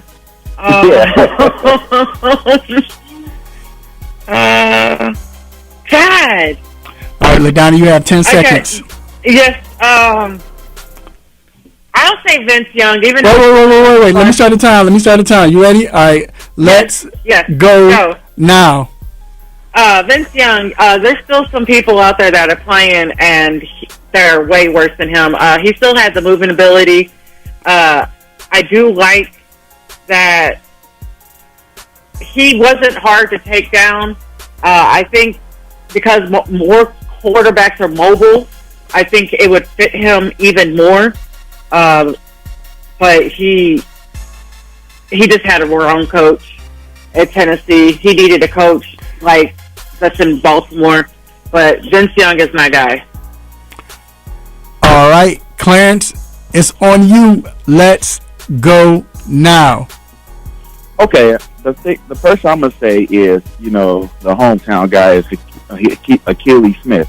Only I say is like Achilles Smith is because he has like the athleticism that can, thrive in this era of football, and he doesn't have to make the every throw, and he doesn't have to make the Peyton Manning throw, the Tom Brady throw. So as long as he can be able to move in the pocket, make intermediate passes, his first read is not messed up. I think Achilles Smith, I think that bust right there, he'll play well in this because he has the athleticism to move around in the pocket. Achilles Smith, the Bengals quarterback. All right, round 2. Clarence, you first. LaDonna, you second. All right, here's a question. I'm gonna ask it twice. Name the best MLB all-around shortstop, offensively and defensively, since 1990. Not named Omar Vizquel, Alex Rodriguez, and Derek Jeter. I'm going to ask that question one more time. Name the best MLB all-around shortstop, offensively and defensively, since 1990, not named Omar Vizquel, Alex Rodriguez, and Derek Jeter. Clarence, you have 30 seconds to come up with your answer. That's a good one right there. If I had to say the best shortstop, like offensively and defensively. Before you go, let me know when you're ready so we can start the time. But you got 20 seconds to come up with your answer. So you good. Okay, I'm You ready? All right. Yep. Let's go now. If I had to choose one of the best offense, it would be, I would say, a guy like King Griffey Jr. Because he was electrifying on the offensive side, and he can be a good defensive player. I don't know. I think King Griffey Jr. because he was an offensive threat on the baseball. I think that's my final answer. All right, this is the first time it's ever happened on the show. G, can I get a stop it? Yeah, you stop can it. Should I tell him the position that King Griffey Jr. plays? Don't. We'll tell him after the show. All right, LaDonna, it's on you. Let's go now. I'm a homer, so I'm choosing Ozzie Smith, St. Louis Cardinals shortstop. He batted a 262. He didn't have like the RBIs, but he had it. He got the job done, offensive and defensively. I'm still laughing. I'm sorry. Even though he didn't play all his years in St. Louis, he did play with the San Diego Padres and got traded to St. Louis. He was still one of the best offensive and defensively in that time. That people forget that he played that well. That's my pick. I'm sorry.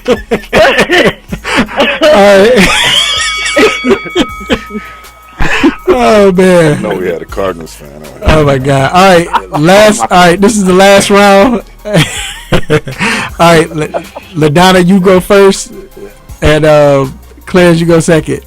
All right. Name the biggest defensive play or sequence in an NBA playoff game not named the LeBron James block since 1990. I'm asking the question one more time. Name the biggest defensive play or sequence in an NBA playoff game not named the LeBron James block since 1990. LaDonna, I'm sorry, you have up to 30 seconds to come up with your answer.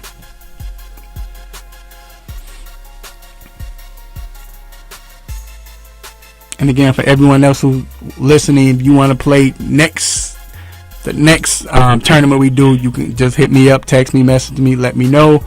We got you. If you think you can do this, we got you. It's not. And you said from what time era? I'm sorry. Since 1990. Anytime since 1990. You have up to 10 seconds. Okay, I'm ready. All right, LaDonna, let's go now. Okay, since I'm not the biggest NBA fan, I had to think of one, and I thought of one. The bubble, Bam, block on Jason Tatum when he tried to dunk it. That was, to me, badass. It definitely made that series right there was great, and you saw the momentum really shift to Miami Heat side, and that's why Miami Heat got so far. But that, to me, changed everything, especially because it's against one of the best players of the Celtics. That's my play. Remember it. Look it up. Google it. Bam. Literally. All right, Clarence, it's on you. Let's go now. All right. If I had to say the best block, best defensive team that's not in the name LeBron James, I would say, I think it was 2016. I think it was the conference semifinals with the Houston Rockets against the San Antonio Spurs. This one, Manu Ginobili, Tony Parker, they were still playing, and James Harden, he had the clutch shot, and he was trying to go for the three, and then Manu Ginobili blocked him from behind. That was like a clutch block right there, because we all know James Harden, he can hit that type of three, and he could change the pace just like that. I think that block on James Harden that Manu Ginobili did was the greatest thing. Well, not the greatest thing, but it was the best block that I ever seen from a lefty, and that was a good block. So I think it was the 2016 NBA playoffs. I think conference semis at the time. It was the Houston Rockets against the San Antonio Spurs, and the Spurs, I think they went up 3-2 that series too. But Manu Ginobili got a key block on James Harden, stopping him from shooting a three, and they ended up winning the game and the series. All right. There you have it. I need your votes, ladies and gentlemen. I need your votes. All right. First off, LaDonna, thank you so much for coming on. I'm going to let you do the honors because I know you wanted to do it. So go ahead. Are you still there? Ken Griffey Jr.? Yeah. Ken Griffey Jr. played. Didn't even play infield. How about that? Yeah, he was the outfielder. He was outfield. I had to remember. I'm like, oh my god. So, bro, let me give you advice. If you ever have to do this again, if you advance or whatever, sometimes just let it. If you don't know, just hey, I'm gonna just concede this round. Go ahead, just do it like that. I almost did it on the NBA, but then I thought of Bam. Right, yeah, okay. He plays center field. Right. Baseball, but it's okay. I liked it. Hey, but I appreciate both of y'all, man. Thank you. Be safe. I'm gonna play this on. I know he might not want me to play that part, but I'm gonna play it on. It's gonna be on Facebook this week coming up, so people can vote. People, I need your votes. I need your votes. All right. Thank you again. We're gonna take a quick break, and we will be right back.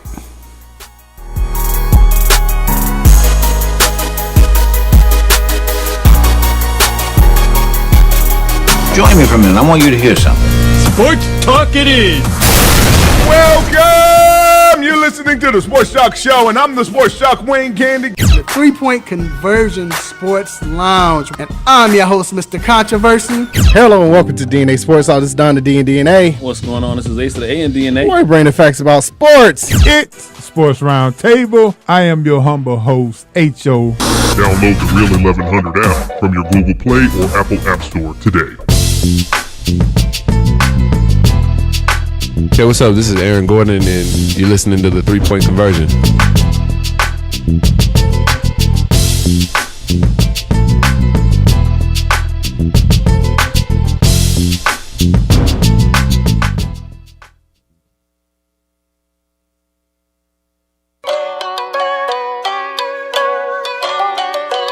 All right, we are back inside the 3-Point Conversion Sports Lounge. And well, my grandmother hit me up like, baby, who did he have to? No, I'm just playing. Let me stop. Who did he have to sleep with? Baby, who was that? but hey, that's how it is on the hot seat, baby. But not just that, just the fact that he might have lost that round, but that's why it's 3 rounds, So but vote. That's what it is. That's how you do it. So all right. NBA. Let's see. PJ Tucker gets traded, right? He gets traded to the Milwaukee Bucks. Is this the piece? No. That gets them, you don't think? No, I think it's a good piece, but it doesn't. It doesn't move the needle like so far that. It's a good piece because they really didn't give up much, right? They gave up like DJ Augustine, a 2nd round pick, and some other guy, right? Right. But I don't think it pushes them further than what they were. You know what I mean? They need a guy who can get his own shot. Yeah, they need a second. Like as much as Chris Middleton is an all-star at times, and it's like you still need that second guy. And Drew Holiday he hasn't panned out to what. Well, he's not a guy that he's going to try to get his own shot. He's not a guy that's going to get his own shot. But PJ Tucker has spent the last 4 or 5 years standing in the corner waiting for James Harden to pass him the ball. He has the most corner 3-pointers in the last 4 to 5 years. And he's going to do it defensively, which I don't think that was a problem with Milwaukee. It wasn't a problem defensively. Right. But, even beyond that, for me, Giannis still has to show up. You know what I mean? And in the last few playoffs, Giannis hasn't really shown up. So let me ask you. That. Okay, so you all talk about Giannis getting his stepping up, and somebody else need to get their own shot. Well, with them having Drew, can Drew be that person? So for me, I think Drew is still trying to find his place with the team because he's going from New Orleans where he kind of was the one to like, I don't really know my place because it's Giannis, but then it's Chris, and then it's Drew. It's not even so much Giannis not stepping up as far as like their issues this season. Right. It's more on the defensive end with how they defend people, as far as like they give up the most open threes in the league. But that's my point. Okay, so I'm not saying he does. I'm just saying that's why. So what I was talking about, basically, I'm talking playoffs. Right. That's season. Right. If you add PJ Tucker's going to help that. But I mean, well, because now you can. First of all, Drew, they're not going to play him at center. No, why not? Look, Houston did it. No, I'm just kidding. But look, that's on his resume. Hey, that's on his resume. No, but I'm saying that you got Drew, one of the best defenders in the game. You got Giannis, one of the best defenders in the game. Now you bring in a PJ Tucker. I'm just saying it might help them defensively. Now they can play a certain style. Yeah, it's gonna help. But like he said, in the playoffs, the problem has been it hadn't been regular season. Right. When it comes in the playoffs, no one else can get their own shot. Chris Middleton can shoot jumpers, and he can take you off the dribble and shoot, but no one's been able to penetrate. And do you think you can win with Chris Middleton being your... But now you have that with Drew, though. And I know Drew's trying to figure out, but in the playoffs, all that kind of go out the door anyway. Yeah. So we got 30 more games we try to figure something out. So, but I'm saying if Drew gets to that point, is he enough to say, okay, y'all blocking Giannis, then let me take over. To me, the thing is, Giannis it's still going to fall on Giannis because you got to find a different type of game, whether Giannis or the coach. You can't just play that bully ball because all they're going to do is they're going to play a 3-4 on you. Right. They're going to play a nickel back. Right, and you're going to be sitting back trying to jump from the free throw line doing all this. But then do you think about it, like you said, as a coach, because Mike Bud can only take the Hawks where? Even though they had that great year where they were 60 and whatever the case may be, what happened? But so they shouldn't have went that far anyway. They weren't that good. I know, but I'm saying, is it that situation where the coach can't make those changes that need to be made? And that's true. But see, that's why I don't know if it falls more on Giannis or the coach. It's have. It's partially coaching. Because like I said, with the issue that they may run into, I think they'll run into more with a defensive issue in the playoffs than offense, is with Brook Lopez. Like that's why these teams have gone with these small ball lineups, and teams that continue to try to play big. What do? Get that center out on the perimeter in a pick and roll situation. Right. So that's what's happening with what teams are doing with Brook Lopez, getting him out in the pick and roll situation, and he's going to play back to protect the rim, and so they give up a lot of. That's why I said they give up a lot of open threes. And I just say this again. Maybe PJ can help that if he's playing center because he can be able, but then they'll be giving up a lot of layups. So, but I think it's both because again with Giannis, you have to kind of like your game is limited in a sense, and it's regular season again. Coach, it's up to coach too, but coach I can't tell a player to get in the post if he's not a good post player. I can't tell him to drive and kick drive and pop if that's not his game. So they got to figure out something, but that's why I think it's between your boy, Drew. And Drew got to do something because like I said, man, you can't have them playing a zone blitz. They playing a zone blitz. And they really be saying everybody else y'all gonna have to be.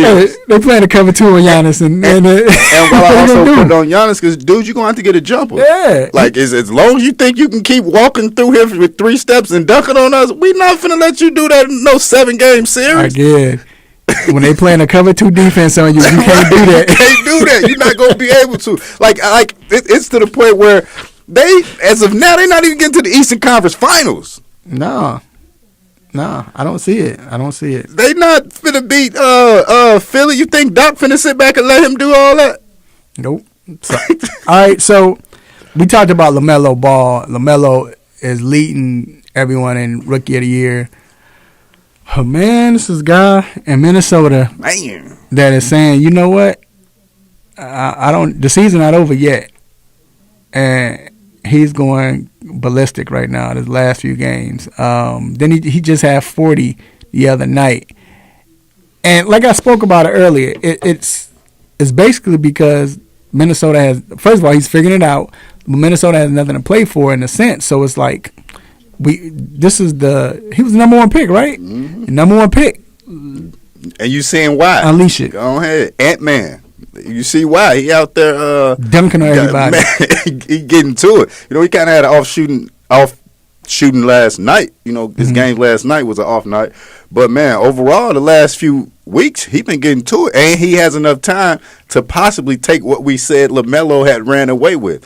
Now, of course, we're gonna start looking at the records and what they did like that. You know, look, this happened 2 with years Trey. ago. With I was Trey gonna say, and Luka. yeah, Trey just it missed looked like Trey could have gotten it, but it was decided that Luka was going to win in January, first week of the season. Yeah. And I think that's what it is with LaMelo. LaMelo has been consistent all year long, and then for the most part, as we see with LaMelo, it's not like they're not giving him he doesn't have that green light, right? And he plays within the system, and you see his whole effect on the entire system, the entire team. But like you said, with Anthony Edwards, the fact that he's playing that well, it's gonna be close. Like if he continues, but it's not like G said. It reminds me of 2 years ago. I was gonna bring that up when Trey, the second half, he went off and played better, but Luka was still consistent, steady, and they gave it to Luka. And you know, I'm sure there were questions early in the season. I mean, even up to a couple of weeks ago, like, man, did Minnesota make the right? It looks like that they made the right decision. regardless of what Melo does or whatever the case may be, that's who they wanted to go with, and he's been. He's finding it right. He's finding it. It didn't matter. It didn't matter what Minnesota did. They were going to be sorry. Yeah. I mean, I think so. Then you fire the coach. I think the organization, like I posted.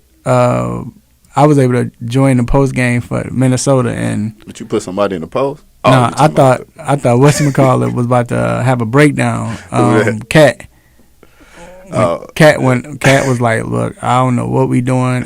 This is the most losing he's ever had to deal with in his entire life. Yeah, his life. Well, professional life. Like it was almost like professional life. Look, didn't he play in Kentucky? Didn't he have a good That's what he's saying. I'm talking about yeah. That's what he's saying. So his basketball life outside. Right. In basketball life, this is the most losing he's ever had to deal with. I can see him asking for next season or this off season because he got 2 years left on his deal. Yeah, he probably gonna be asking to get out. Yeah, look, that joker came with a pack of when they asked him questions. Let me tell y'all, smoking square. There's some BS right here. A hat on. It's some BS with a half a pint of Remy in his head. Like, man, this here I can. And it's sad, man. Yeah, like, but it is a good start. The fact that you get Anthony Edwards. That's good. You got Cat now, so now it's like and he got to be sold that we're starting over. I mean, we've been starting over, but we really starting over. Every year. We got this coach, this interim coach. We about to let him go. We're gonna try to get another coach. Didn't they hire the dude from the dude who shouldn't have been? No, Minnesota got it. They have a coach. Yeah, remember Chris Finch. Yeah, Chris Finch. He wasn't an assistant. He was nowhere. Did they sign him? Yeah, like 4-year deal. He was an assistant with the Pacers. For 4 years. Yeah, remember everybody was mad because you usually don't do that. You usually let the interns finish out the season. It happened like 5 minutes after they fired Saunders. It wasn't even 5, probably like 2.5 minutes. Like this dude wasn't even packed out the door. Hold on, so it makes sense because it's not fair to him because like man, can I get to know my team? They have their guy. No, right, I'm saying it's not fair to him because he looked like he didn't know. Like, look, he was like, what's that kid's name?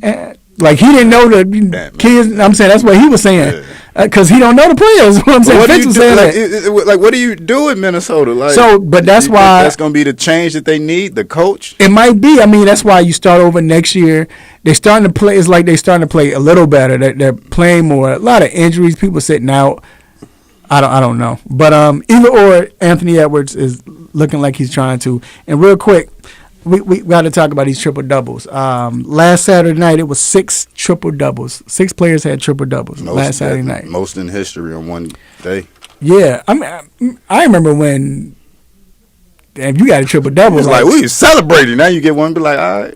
That was crazy. Yeah. Like even when Russ was getting it was crazy. But now everybody getting it. And I think do you I guess equate it to being what the style of NBA right now? I think it's the offensive system because the big man can handle the ball more and more guards and stuff, and more guards get rebounds because the big man are shooting threes and more big men are getting assists. Right, that's what I said because they're handling the ball right now. Well, it depends on the team, you know. Like, okay, Russ getting a triple double, we kind of expect him to get one whether the team wins or not. Julius Randle being even though sometimes I don't know if the Knicks know what they're doing as far as their roster, like they need a point guard, but okay, let's have Julius be the point guard.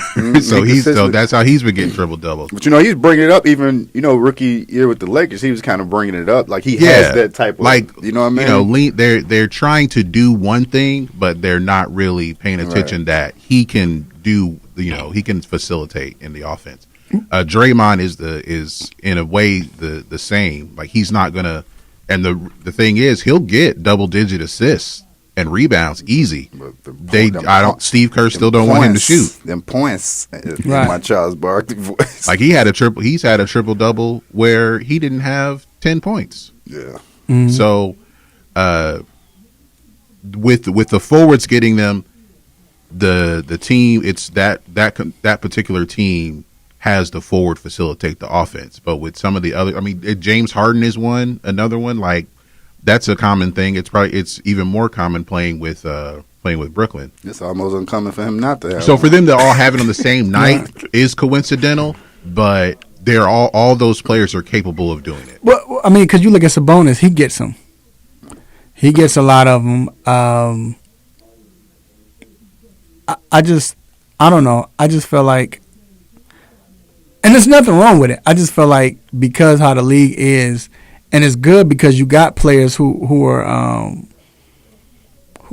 skilled enough to, like you said, a Julius Randle 6'7", 6'8", bring the ball up and handle the rock and make good decisions by passing. Like Giannis, like people talk about, like Giannis has gotten much better at it, but I don't look at Giannis as like, oh, I mean, if you're looking at the skill set, like Giannis is he's one of the great passers because he gets 8 assists. No, I mean, it's easy because the defense collapse and then he passes. He's gotten better with his passes.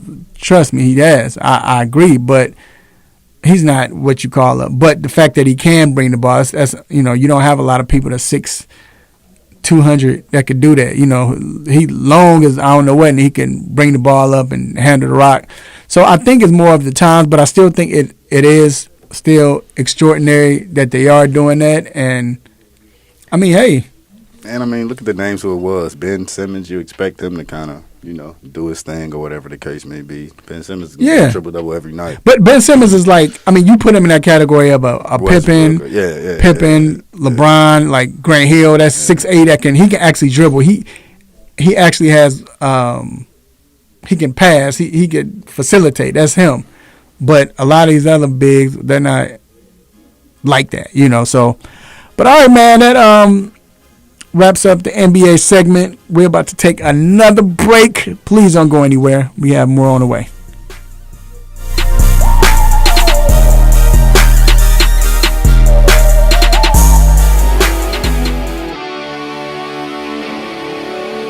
Have a sports injury? Need to see an orthopedic doctor? Ortho Atlanta is one of Metro Atlanta's largest orthopedic and sports medicine practices, providing orthopedic and sports medicine care for the whole family. With 37 physicians and 14 offices, the practice provides the highest level of care for injury of muscles, joints, bones, and spine. Ortho Atlanta offers convenient access to a full range of musculoskeletal surgeons and specialists. Ortho Atlanta also offers on-site physical therapy, pain management care, MRI imaging, and workers' compensation care. The Ortho Atlanta Surgery Centers in Austell and Fayetteville provide cost-effective, same-day surgical procedures in an accredited outpatient center. Hip, knee, shoulder, back pain? Ortho Atlanta has you covered with specialists in all areas. Same-day appointments, orthopedic care for the whole family. Ortho Atlanta, Atlanta's choice for orthopedic and sports medicine care. Learn more at www.orthoatlanta.com.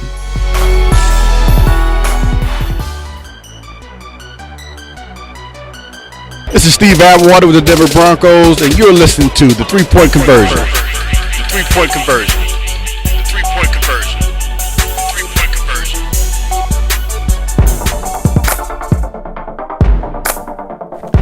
All right, we are back inside the 3-Point Conversion Sports Lounge. Y'all, I want to shout out everyone who is listening live and watching. Shout out to one that are listening over the radio. Shout out to the people that are listening through whether it's iHeart or TuneIn Radio. People that are watching through Facebook, and a special shout out to the people who are watching through YouTube, whatever. We see y'all, man. We appreciate y'all. All right, we have family in the building. We have Dr. Donnie Fowler III, orthopedic for Ortho Atlanta.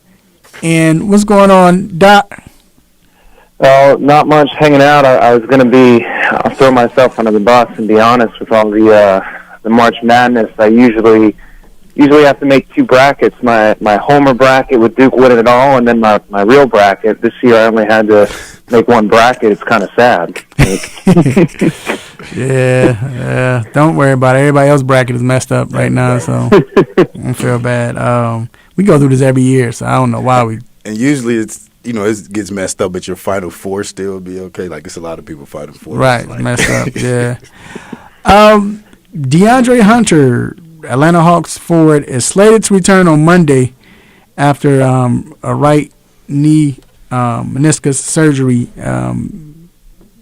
I just want to know, like, should he have any setbacks? I know it was Derrick Rose, but I think of Derrick Rose when he had his meniscus, he tore his meniscus, but he came back and he's having problems. Now, Westbrook didn't, but Westbrook is a different animal. So what should we expect from DeAndre Hunter? Like, is that normally, like, is it fine after that they have the surgery, or is it could be possibly problems? Yeah, and I think it's sometimes hard to compare, meniscus to meniscus. And I think DeAndre's Hunter case, it sounded like it was just a cleanup or debridement, which is why it's kind of a little bit of a faster time frame for him to come back, more in the, I think, realm of 6 weeks or so. Whereas if you do something like an actual repair, that takes more like 3-4 months. So I guess the hope is we don't see any setbacks. Hard to know how much meniscus they had to clean out, but it's not something in his case where you actually have to wait for anything to heal. When you're just doing a clean out, you're just having to get the swelling down, get the strength back, and try to have him ready for gameplay. Now, Steph Curry was out last night with a tailbone contusion. How serious is this? Yeah, this is one of those kind of awkward things that you watch. It looks like someone who goes to sit back and they're expecting a chair to be there and nothing's there, and they just keep staggering backwards. And anyone who's landed on the backside and hits in the wrong place knows it's pretty painful.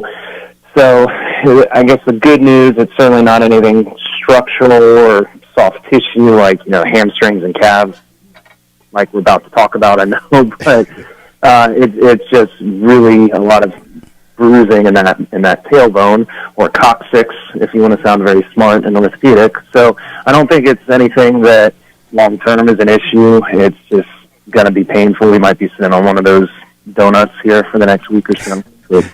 Have you ever heard of anybody breaking that? Yeah, no, we see people break it all the time, but it's actually such a small piece of bone at the very tip of your spinal column. There's not anything you ever do about it, whether you bruise it or you break it. It's the same treatment, almost kind of like a rib injury. When someone bruises their ribs or have a cracked rib, it's kind of the same thing. It's the same treatment whether you break it or don't. Yeah, I think my mom broke mine before. We have Anthony Davis being reported as They're saying he's going to be out for possibly another 3 weeks. Is this more of the Lakers just saying, look, we don't need to rush anything. Let's just let him take his time and giving him extra rest for it to get 100%? Or is it more serious than we thought it was? I guess at this point, I start to worry a little bit that this is a little more serious.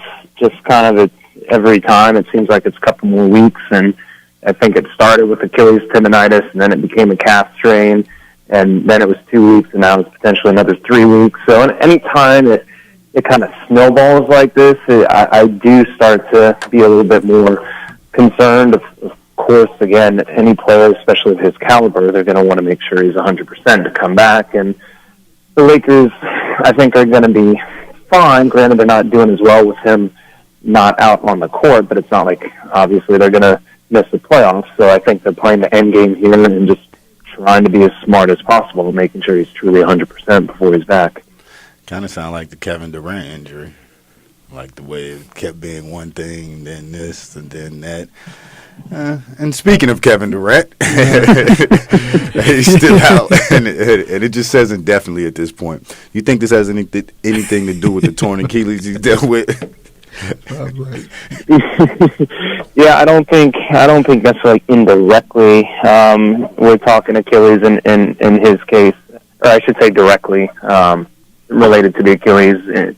But again, everything is connected as we've kind of had these conversations, and sometimes when you're compensating for one injury, you get, muscle injuries in other areas, in this case, his hamstring. So it sounds like he's on a reasonable track. I want to say that Steve Nash said they think he's a couple weeks out, but I'm just trying to ramp him up the gameplay, so hopefully he will be back out there soon.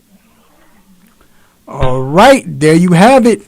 Dr. Donnie Fowler III, we definitely appreciate you for your insight, sir, and you be safe and healthy. All right, guys, have a good one. All right, Doc, you know what? Real quick, I want you to stay on real quick, if you can. I'm going to ask you this question. Yeah. Talking March Madness. So, when you see Duke not in it, and I want everybody to join in, Duke, North Carolina's out, Kentucky, all of it. They didn't make it. Yeah, that's what I'm saying. All of these teams, they're not. And what does it? Do you feel like, okay, not the fact that I'm not going to watch it, but I'm not as interested. Now I understand, like, you've been a Duke fan, or if you're a Kentucky fan, I get that. But I'm just saying, in general, just when those teams are not in it, is it more exciting to you, or what do you think? I guess I'm a big college basketball fan no matter what, and enjoy March Madness. And in a way, I think I can enjoy it just in a different way, where I can just hope for lots of upsets, and in a way it rewards, I think this year in the COVID kind of situation and what you've seen with some of these more one-and-done type schools, it's rewarding the schools that have, more leadership and depth and guys that have been there for a few years that know how to play together when you didn't get as much practice and ramp up coming up into the season. So I think it's fun to watch, Loyola Chicago and some of these other schools kind of take down the big guys and just appreciate team basketball. So I just enjoy it from a different perspective. But of course, yeah, not seeing my team out there. Do you feel the same way? Because we always root for Cinderella's, and this is the segment What's on Our Mind, so that's why you hear us talking. But you always hear Cinderella. We root for the Cinderella. We want to upset. Like, well, I wonder why is that? Like, why do we always go for the underdog? Like, I remember it's funny because as a fan, you want that, right? You love that. And then I remember the first year I was able to cover. Like, we were able to cover it, and we covered the Sweet 16 and Elite 8 here. That was the year Virginia got knocked out in the first round, and who else got? I think it was not Kentucky. It was somebody else who got knocked out, and we had like a bogus. I mean, no offense to no college, but it was a bogus Sweet 16 as a meeting. Like, right. Man, both the like Utah was in it. Like, right, but then when you get the underdog in the Final Four, you're like, right. It was Utah, Loyola, Chicago, Illinois, and I forgot who else, but it was just like, man, what kind of crap is this? Right. But overall, go ahead. Overall, like Doc said, it's kind of good to watch. You know what I mean? Those teams that have been there, those teams that play ball without having this number one draft pick, right? Or, whatever the case may be. So it's very interesting, and it makes those teams that, have been there, stuck together, and play complete basketball, it makes it look good. But again, we like to see the underdog. We like to, like Oral Roberts. It's exciting seeing that play. And, and this is what March Madness is about, right? Like, who hit the kid? What game was that yesterday against Florida? The kid hit that shot. Like I wanted to say, like, March Madness is on now, right? Like it's March Madness. Like, so it's interesting, and this is what March Madness is about. Yeah, you want to see the underdog win until like you get to the Elite Eight and Final Four. Like, there was one year that Butler and Virginia Commonwealth made the Final Four, and Butler made the national championship game. I mean, they had made the national championship game the year before, but it just wasn't the same. It was a Kentucky team they had a lot of young talent, but they weren't that good. And UConn kind of just hung around and won some games, and then they end up winning the national championship. But they're not looked at as the best team that year. And I think that when they won it again a couple years later, they weren't the best team that year. So the thing is that's so great about the tournament is that it can be random. And a lot of times you see, okay, this is definitely one of the top 5 or 10 teams that win the national championship. But in the years that you don't get that, it just kind of, I mean, it may be interesting, if you got money on the line or something like that. But if you're looking for like seeing the best against the best, you're not going to get that in March. You're just not going to get that. Right. And then you look up. So it depends on how interested you are in college basketball, what you want to see. And then you look up and don't even remember who won that year, right? Like, you'd be like, well, who won the championship last year? Yeah, it's like. Wasn't no tournament last year. And then you forget, there was no tournament. Right. But it's good. It's good to have buzzer beaters and the upsets, a few upsets in the first round. I like that. But the fact that you have it when it's Elite 8, Sweet 16, Elite 8, then it's kind of like you said, it's kind of like in the Final Four. Now, if you had that one team, that one Cinderella team in the Final Four, you like, okay, like, cool. But remember the year what team was Big Baby on? LSU. When LSU played George Mason, and it was another team that wasn't supported. It was kind of like, Tyus Thomas got drafted because of that. But at the same time, though, that's the good part, and that's why we asked Deshaun that you have a lot of players that make their names from those small schools. Remember when Shaka took and Shaka got contracts off of it. Messed us up. Right. Yep. You still bitter about you that? You saw my face. You saw my face. I think about that, but then I think long game, right? Because if we hadn't did that, then do we get to pick Derrick Rose? So everything falls into place how it's supposed to fall into place. Man. All right, you hear this music, you already know what it means. It means it is time to let you go. But before we let you go, we have a couple of shout-outs. And stay tuned because you might be one of them. First of all, I want to give a shout-out to the Almighty God for giving me this platform to do what I do, say what I say, to make you all happy, mad, upset, want to give me the stop it button. I appreciate it, God. I thank you. I want to thank Dr. Fowler for being here. I appreciate you, Dr. Fowler, for coming on every week, man, and being consistent and giving us that insight. Even though this is a hard time for you with Duke being out, but I appreciate you. I also want to give a shout out to LaDonna. What's her name? Last name again? Samani, and Clarence Nixon. We appreciate you, man, and LaDonna for coming on. And then we thank Danny Thompson for coming on. We appreciate you, bruh, and appreciate Deshaun Tate for coming on and do what he do, man. We appreciate you. Also, I'd like to thank G. You got something to say real quick? No? Okay. He could at least said yo. I want to thank Then my road dog and my partner in crime, D Intellectual. Appreciate you, bro. Yes. Just want to thank again everybody that always continuously listen to us and support us, whether it's here on any of our social media platforms. Just continue to do that for us, and we're gonna definitely bring y'all the best that we, the best options and opinions that we can, and continue to again just support us and be there for us, and start calling in a little bit more, man. We really be liking when y'all do call in, and special shout out to CFL. Y'all know what it is. CFL? What they do? It's just people that listen to it, they know who it is. Oh, okay. I thought you were talking about the CFL. I was like, snap, what happened? God. I thought you were talking about because they was combining with whatchamacallit. But anyway, I want to thank my lovely family, thank my beautiful wife, lovely children, my uncles, aunties, nephews, nieces, cousins, brothers, sisters, grandparents, in-laws, play cousins.